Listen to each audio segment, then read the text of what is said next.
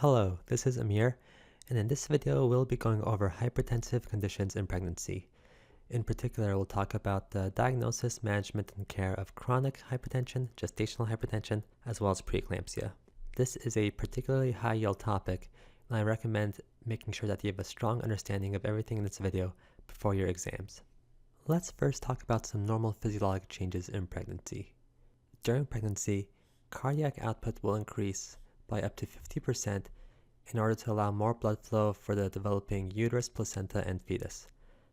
In order to increase cardiac output, the body accomplishes this by decreasing systemic vascular resistance and increasing heart rate. When systemic vascular resistance is decreased, this is done by decreasing both systolic and diastolic blood pressure, although usually there is a greater drop in diastolic compared to systolic.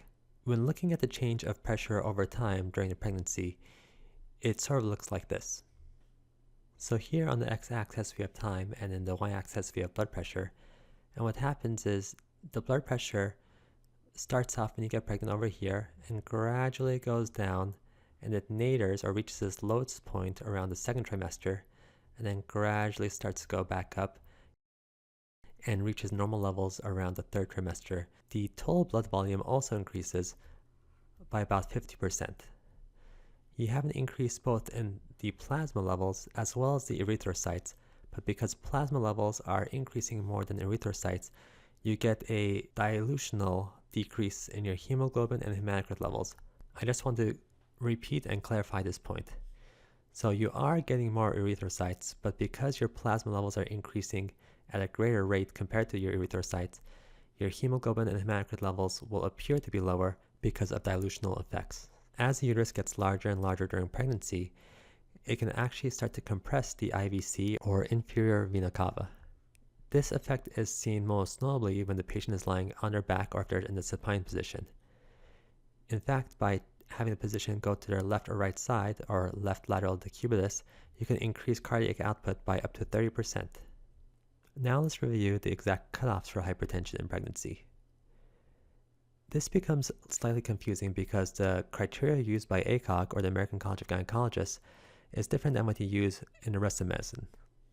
I'll leave these numbers here for you to review, but during your OB/GYN shelf exam, you should only focus on the definitions provided over here. Normal range is anything less than 140 systolic and less than 90 diastolic. Mild is 140 to 159 systolic and 90 to 109 diastolic. And severe range pressures are anything equal to or greater than 160 systolic, or anything greater than or equal to 110 diastolic. One way to think about it is anyone with stage 2 hypertension, according to the American College of Cardiologists, also has hypertension based off the ACOG criteria. It is important to note that before we call someone hypertensive, you want to have at least 2 blood pressure measurements, and you want these measurements to be greater or equal to 4 hours apart. You don't want to just diagnose someone based off one blood pressure.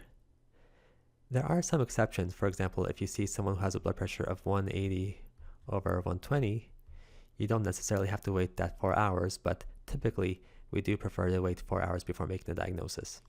And some more technical aspects: make sure the cuff size is correct. If you use a normal cuff on a very obese person, the readings will appear much higher than what their blood pressure actually is. And it's important to have them resting for at least 10 minutes prior to getting their blood pressure, and caffeine and tobacco can also falsely elevate blood pressures. Make sure the arm is elevated and at the level of the heart when taking the blood pressure. The reason we worry so much about hypertension during pregnancy is because of all the following associated risks. These could be divided either into maternal or neonatal risks, and they range from death, stroke, pulmonary edema, renal failure, myocardial infarction, placental abruption, preeclampsia, C-sections, postpartum hemorrhage, and gestational diabetes. The neonatal risks include stillbirth, intrauterine growth restriction, preterm delivery. For preterm delivery, what's noteworthy is oftentimes these fetuses are being delivered early is due to iatrogenic effects, or in other words, the physicians are trying to induce the delivery earlier, either for maternal or fetal purposes. It also puts the fetuses at increased risk of having congenital anomalies. When it comes to medications we can use during pregnancy for hypertension, Our choices are limited to the potential congenital defects that may be associated with certain medications. In particular, the thing you have to know is you cannot use any ACE or ARB inhibitors during pregnancy because the main thing we get worried about are renal malformations. Also, there's an increased risk of IUGR with these medications. If you remember from your pharmacology class, ACEs and ARBs act on the kidneys, and that's why they are associated with renal malformations. The preferred medications we use during pregnancy are either oral labetalol or oral nifedipine. You can also use methyldopa or hydrochlorothiazide, but typically the mainstays are labetalol and nifedipine. One popular mnemonic for this is hypertensive moms love nifedipine. Another medication we use commonly during pregnancy is aspirin. This doesn't help control blood pressures, but it can help prevent or delay severe preeclampsia in these patients. A few more details about these antihypertensive medications. So remember, the ones we prefer to use for long-acting control are PO labetalol and PO nifedipine. A few contraindications that you should keep in mind are for labetalol, you want to avoid this with asthma patients because it can worsen bronchoconstriction. Another contraindication to really keep in mind is you also want to avoid labetalol in patients with poorly controlled diabetes because you don't want to hide signs of hypoglycemia. Remember, if someone is taking too much insulin because of their diabetes, a warning sign of hypoglycemia usually is becoming diaphoretic and tachycardic, but labetalol will mask these symptoms. Severe cardiac conditions may be a contraindication for a lot of these medications, but I've noted for labetalol, you really want to avoid it for patients who have heart blocks or bradycardia. And remember, we don't like to use methyldopa, and the primary reason is because it's not that effective of a medication. It is very well studied in pregnancy, so you have that benefit, but it's not that useful to control blood pressures. Hydrochlorothiazide is also a good medication, but it's not commonly used. Usually what I see is when a patient was already on hydrochlorothiazide, sometimes we may continue that medication, but if you were going to start a patient who is pregnant on a medication, our go-tos are labetalol and nifedipine. So it is important to note the difference between these medications, which are long-acting, versus these which are short-acting. Long-acting is good for daily control, but if someone has a severe range pressure that you need to control immediately, the medications we use are IV labetalol, IV hydralazine, and nifedipine, which also has an immediate release version. Remember, severe range pressures are anything 160 or greater for systolic or 110 and greater for diastolic.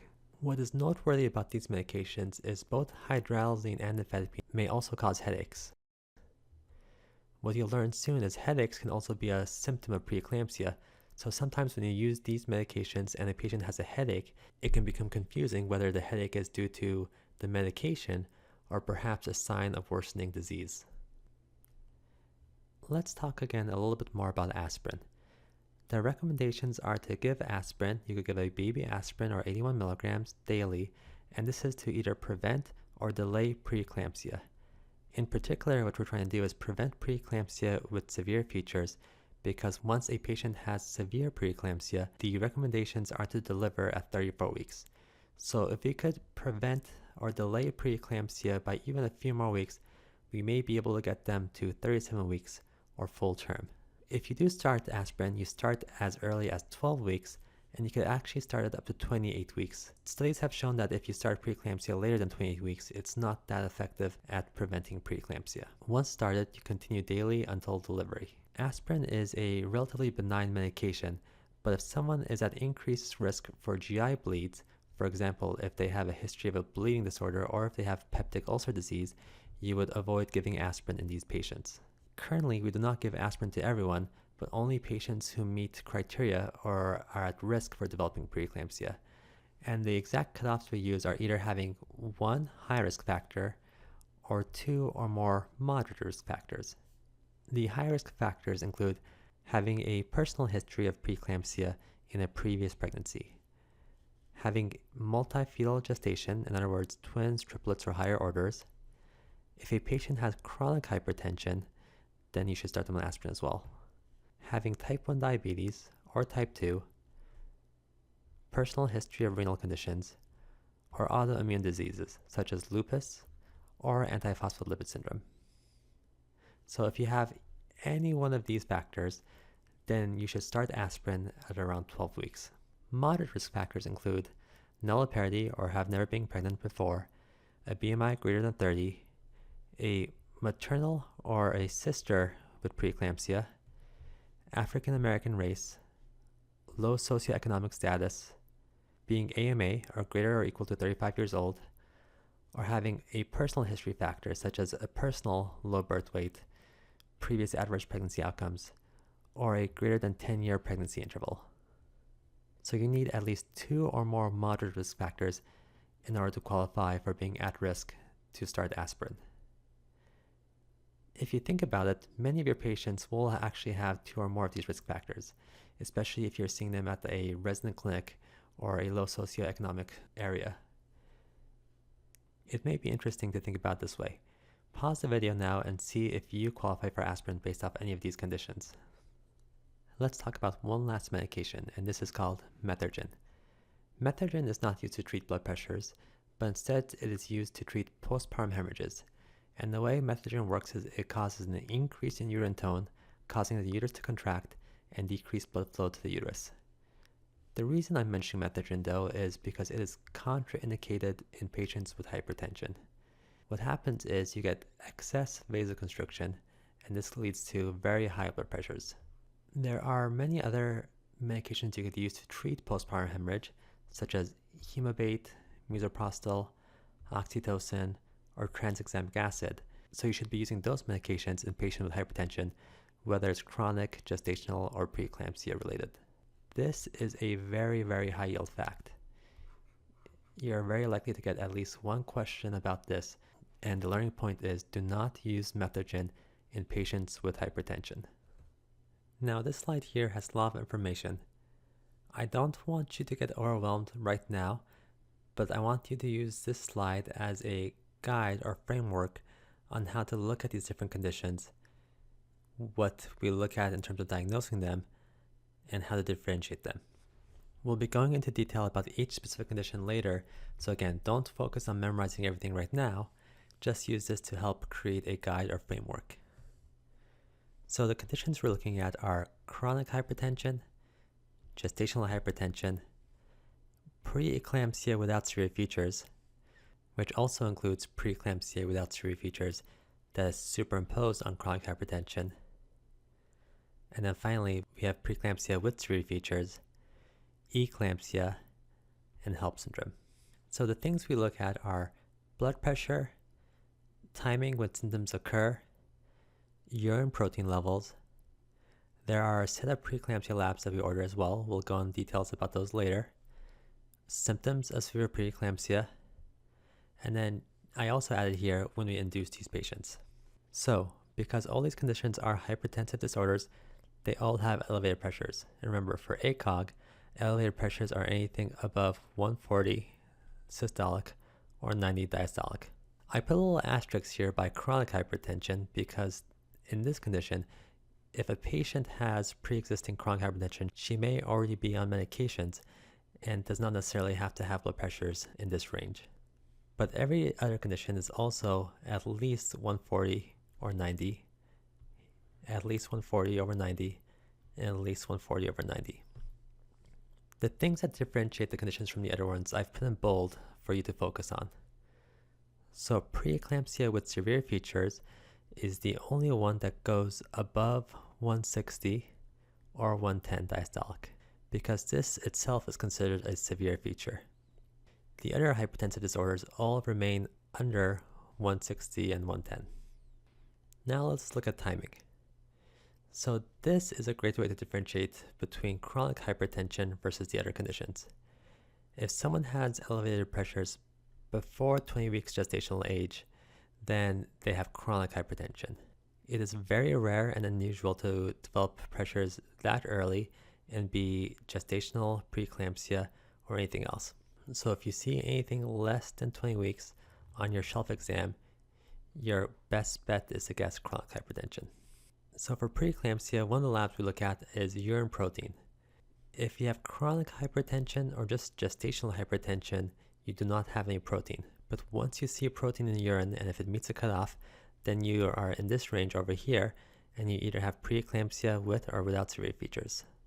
The other preeclampsia labs we look at, there's a set of other preeclampsia labs that we look at, and if they're significantly abnormal, then you get severe features because those labs being abnormal is considered a severe feature. You don't need to have them to meet the diagnosis, but if you do have them, then it does qualify as a severe feature. The same thing applies for symptoms.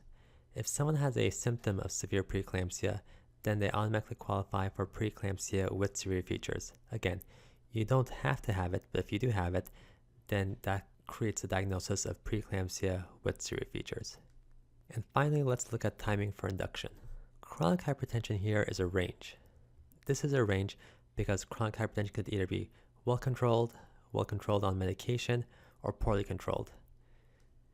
Gestational hypertension and preeclampsia without severe features are both delivered at the same time, 37 weeks and 0 days.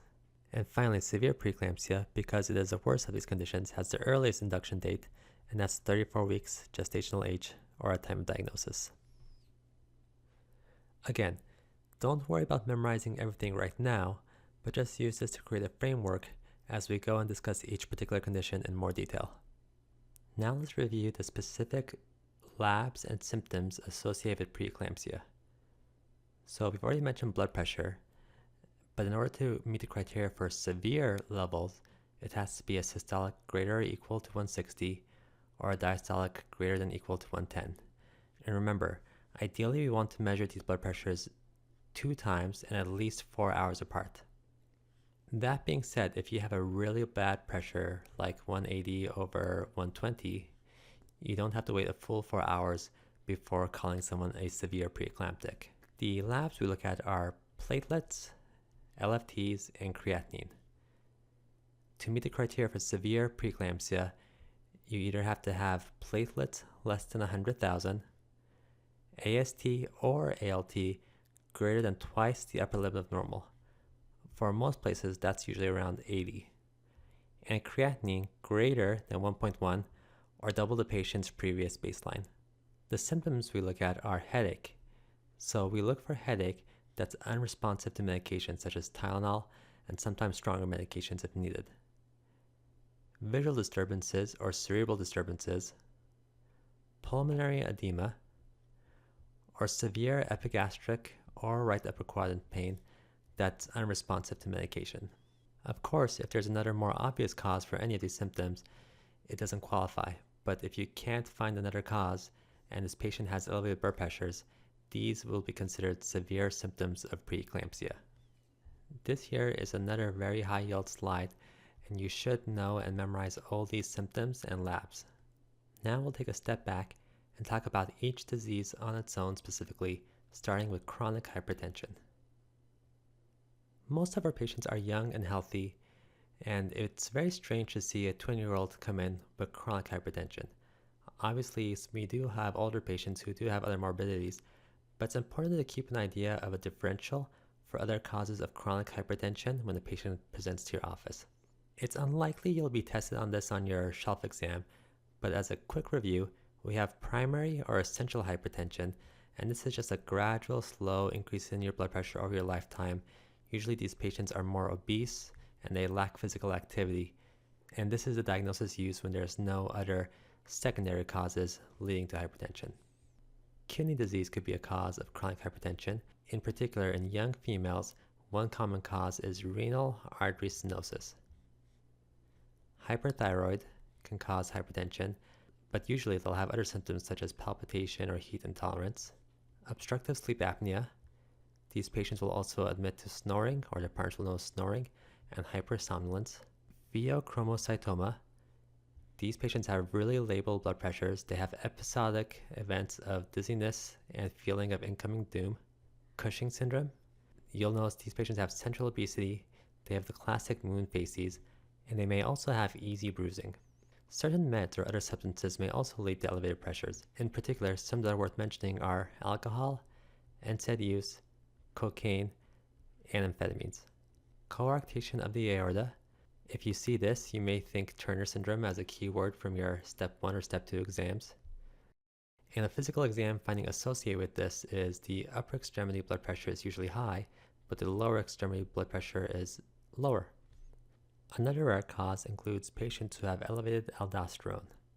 These patients will have abnormal electrolytes and they may complain of muscle cramps or weakness. Hopefully, a patient would already know if they have any of these conditions, but sometimes the first time a patient ever sees a doctor is when they become pregnant and go to see their OBGYN. Now let's look at the diagnosis criteria again. So for chronic hypertension, they should have elevated blood pressures. We're saying 140/90. It has to be 2 times greater than 4 hours apart. Remember, if they're on medications, they may have lower blood pressures, and that still counts as chronic hypertension because they are on medications. Timing is one of the key differentiating factors, and it has to be diagnosed earlier than 20 weeks gestational age. Hopefully it was diagnosed prior to pregnancy, but if they come in and the first time you see them at their initial visit at 12 weeks, if you see elevated pressures at that time, then most likely they have chronic hypertension. When you look at their laboratory work, if you look at their urine protein, it should be normal. That's less than 300 milligrams in 24 hours, or a PC ratio, which is a protein to creatinine ratio, less than 0.3 milligrams per deciliter.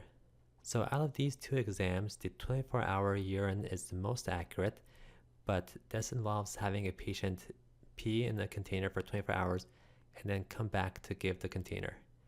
A PC ratio is a one-time urine test that is pretty accurate, and it's what typically is used during practice unless it has a borderline result. The other preeclampsia labs we look at again are LFTs, platelets, and creatinine. And for chronic hypertension, all of these should be normal. So this should be less than 80, greater than 100 for platelets, and creatinine less than 1.1 or 2 times your baseline. They also should not have any of the severe symptoms, which again are headache, visual or cerebral disturbances, pulmonary edema, or severe epigastric or right upper quadrant pain. Now let's review what you do when a patient with chronic hypertension comes in for their initial prenatal visit. Ideally, even before they're pregnant, you should be working on optimizing their blood pressure control and weight loss prior to their pregnancy. When they do come in, again, one thing you should look out for is a secondary cause of hypertension. About 90% of the time, it'll be primary essential hypertension, but 10% of the time, it will be due to another etiology. In particular, you should be more suspicious if you have a young patient, if they don't have any other symptoms consistent with essential hypertension, for example, if they're thin, they exercise, and they have a good diet, and also if they have a suspicious family history. In addition to getting routine prenatal labs, we also get a set of baseline preeclampsia labs. The reason we do this is to have something to compare to in case their blood pressures change in the future. And you need to differentiate between chronic hypertension versus preeclampsia superimposed on chronic hypertension. Also, by ordering a BMP, sometimes you may unmask electrolyte abnormalities and discover a secondary etiology of her hypertension. You can also consider getting an EKG because if they have chronic hypertension, they may also have other cardiac issues, and you should get an echo if you notice an abnormal EKG. Uric acid is an older preeclampsia lab that's no longer used or recommended as frequently, but some people will also get this as part of their baseline labs as well. The other things we'll do is adjust their medication. Remember, we don't want to use any ACE or ARB inhibitors because these can lead to renal malformations in IUGR. If they already are on medications and need to be switched to something else, our ideal medications are labetalol or nifedipine. And remember, methyl-dopa and hydrochlorothiazide can be used, but we prefer not to use them. Ideally, we want to keep their blood pressure less than 160 and less than 110. In other words, we want to keep them out of the severe range. If they are not already on medications and once they start to have systolic blood pressures greater than 160 or diastolic pressures greater than 110, that's when we want to start medication. We don't want to start medication sooner because this can affect her cardiac output and blood supply to the uterus, placenta, and fetus. And this can potentially lead to decreased blood flow to the baby, leading to possible complications such as IUGR. And also, don't forget, for chronic hypertension, or if a patient has other risk factors, you want to start baby aspirin at 12 weeks, with the latest being 28 weeks. Now let's talk about how you manage them during pregnancy. If someone is very well controlled and they are not on any medications, they actually do not require any additional antenatal testing. However, if you have someone who's poorly controlled, you may monitor more frequently, and a common method is twice weekly monitoring with a biophysical profile and a non-stress test. Usually you could do one on Tuesday and the other one on Thursday, so that's spread out. And then you also want to do an estimated fetal weight or an ultrasound every 4 weeks to make sure that the fetus is growing appropriately. Usually this kind of monitoring begins around 32 weeks. For delivery timing, if someone is very well controlled and on no meds, you could deliver them a little bit later, 38 to 39 and 6 days. Or if they're poorly controlled and on medication, depending on how poorly controlled it is, you could deliver them as early as 36 weeks or wait until 37 and 6 days. Blood pressure can frequently change after delivery as well. Sometimes you may have to either increase or decrease blood pressure medication and titrate as their physiology returns back to normal. The biggest change usually is within the first few days to first week, but people can actually still develop preeclampsia after they deliver up to 6 weeks postpartum. Now let's move on and talk about the diagnosis of gestational hypertension. Here in this table I have the criteria for both chronic hypertension and gestational hypertension. And what I really want to emphasize here, it's basically the same criteria except for one key difference, and that's timing. So gestational hypertension will have normal blood pressures until 20 weeks or later. Otherwise, you still have the same criteria. You need to have two pressures, 140 systolic or greater, 90 diastolic or greater, 4 hours apart. The timing, again, that's 20 weeks, and that's a key differentiating factor over here. Urine protein is still negative for both conditions. The other preeclampsia labs, AST and ALT, are still less than twice the upper limit of normal. Platelets are normal at greater than 100,000, and creatinine, again, is normal, less than 1.1 or twice the previous baseline. And again, you'll have no symptoms of preeclampsia severe, so no headaches, no visual or cerebral changes, no pulmonary edema, and no severe epigastric or right upper quadrant pain. So the only thing that was positive for this diagnosis is the elevated pressures, and the timing is after 20 weeks. Now let's review the next steps once you suspect someone has gestational hypertension. So first of all, you want to get your baseline preeclampsia labs. And again, that's hematocrit, platelet, creatinine, AST, ALT, your spot protein creatinine ratio, or you could potentially do a 24-hour urine protein. Uric acid, again, is no longer recommended, but some people used to get that for preeclampsia. And you can also potentially do an LDH if you're concerned for HELLP syndrome. Unlike chronic hypertension, you do not need a BMP and you do not need an EKG. You can get these labs immediately, and you do not need to wait for the second elevated blood pressure to draw labs. And if you diagnose this early or less than 28 weeks gestational age, then you should also start them on baby aspirin to potentially prevent or delay severe preeclampsia. A few additional notes about gestational hypertension. About half the patients who get this diagnosis end up progressing to preeclampsia. There is a greater chance of having preeclampsia after this the earlier this is diagnosed in the pregnancy. For example, someone has a much higher chance of progressing to preeclampsia if they were diagnosed at 28 weeks as opposed to 37 weeks. And similarly to chronic hypertension, you don't initiate long-acting blood pressure medications unless systolic blood pressures are 160 or greater or diastolic is 110 or greater.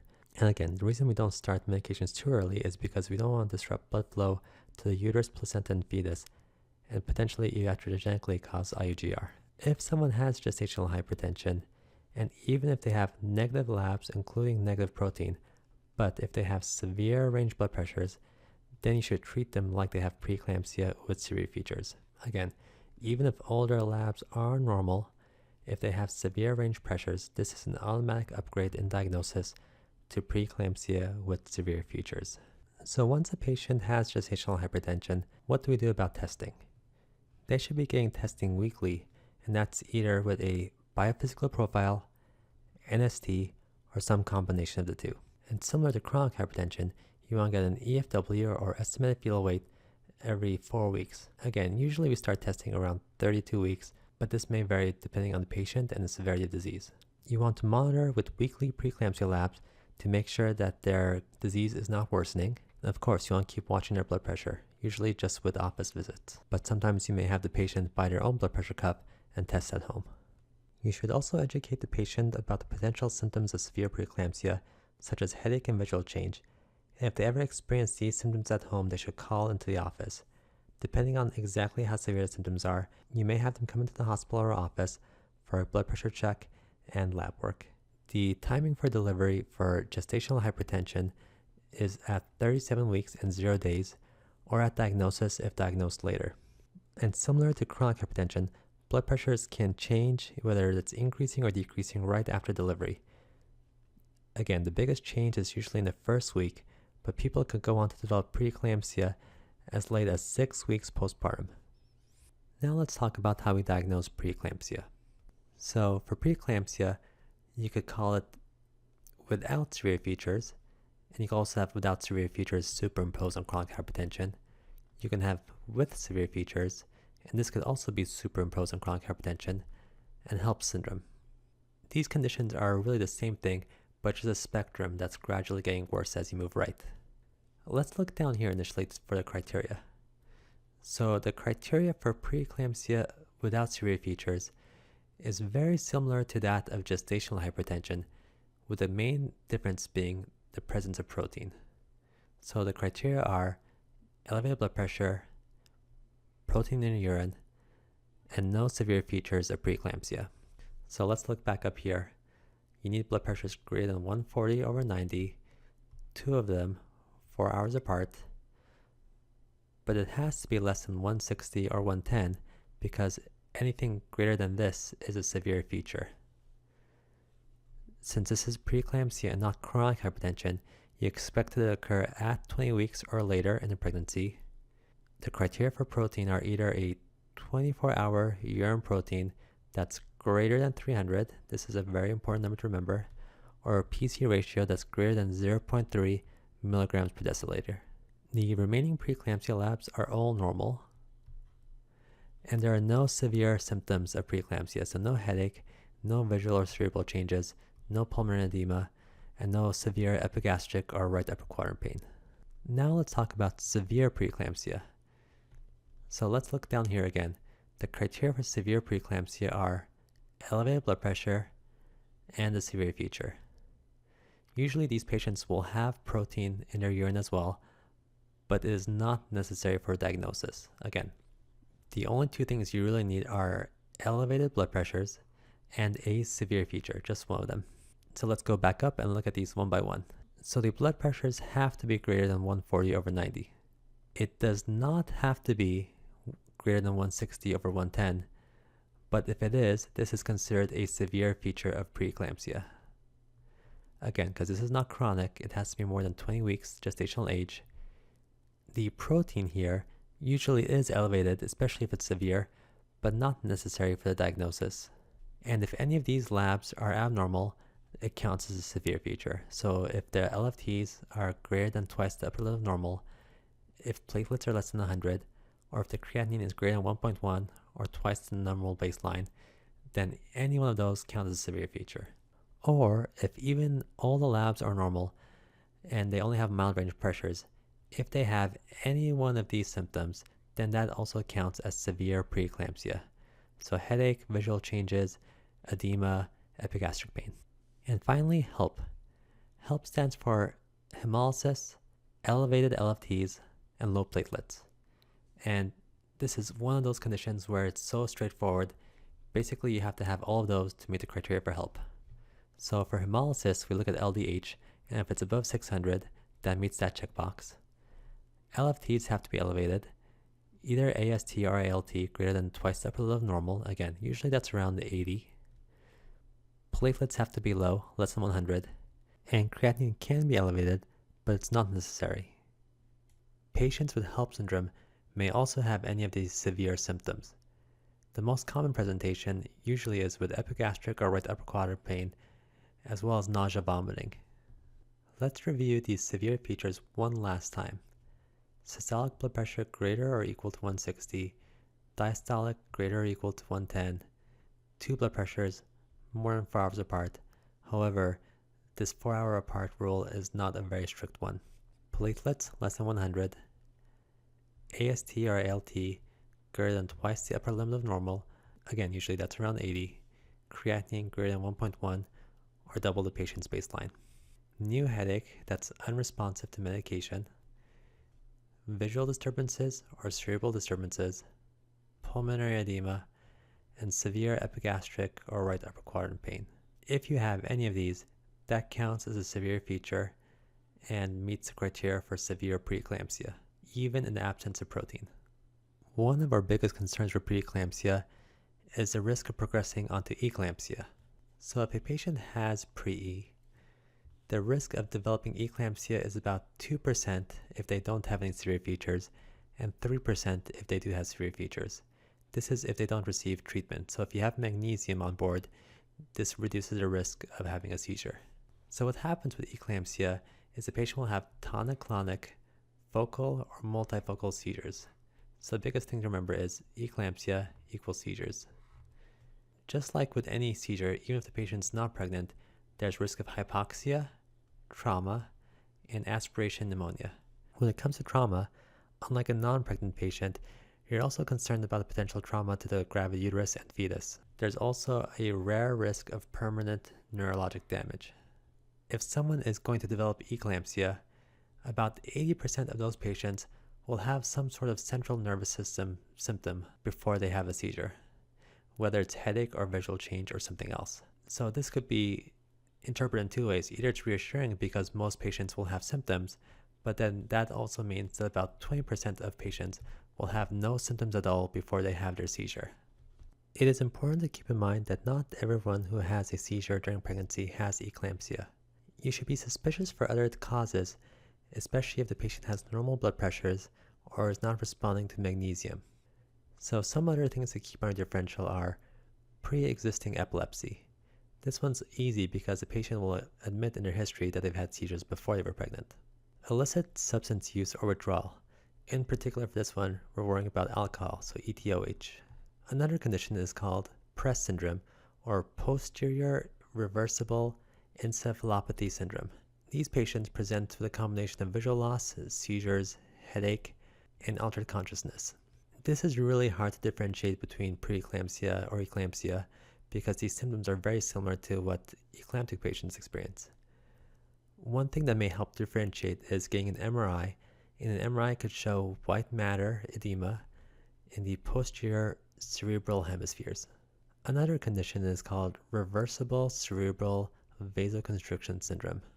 In these patients, they get a spasm or reversible narrowing of the arteries in the brain, and this causes a sudden onset thunderclap headache, and they get focal neurologic deficits. If you do a CT or MRI, you'll be able to differentiate this by seeing arterial constriction. If you have a patient who is having seizures and you're unsure about the exact etiology, usually the treatment's the same. You want to control their blood pressure and give them medication to control their seizures. So what should you do if someone has a seizure during pregnancy?